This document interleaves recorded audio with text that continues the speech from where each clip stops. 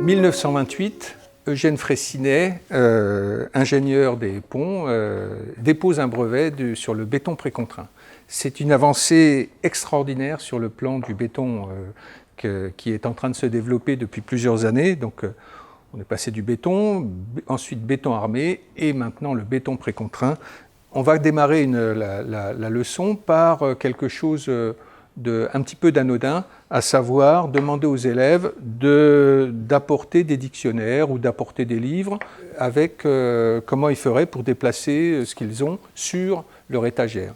Donc généralement, ce qu'on peut observer, voilà, on peut transporter des livres comme ceci, pour ne pas les mettre à plat ni quoi que ce soit. Alors là, j'en ai deux, mais si j'en mets un troisième, sans toucher le troisième dictionnaire, ce qui semble assez extraordinaire malgré tout, eh bien, l'ensemble tient. On peut leur demander le même exercice avec des voussoirs. Alors, bien évidemment, il faut les positionner correctement de manière à ce que ça ne soit pas posé n'importe comment, parce que si je fais ça, ça tombe. Même démarche, alors là, ça sera plus une démarche d'investigation.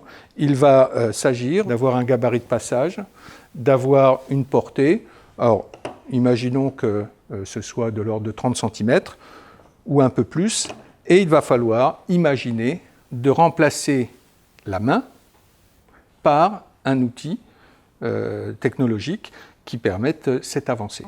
On donne aux enfants un tendeur élastique et puis un petit tourillon qui va leur permettre normalement de réaliser l'ensemble.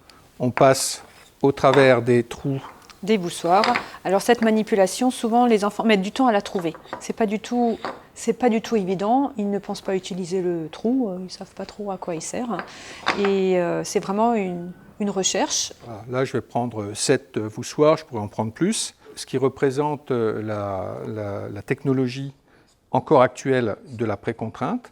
On va tirer sur l'élastique et je vais venir clafeter, ce qui permet de bloquer l'élastique. Et là, j'ai une poutre précontrainte. Et l'ensemble est tout à fait stable. C'est ce qui est utilisé le plus souvent maintenant dans les ponts à poutres modernes.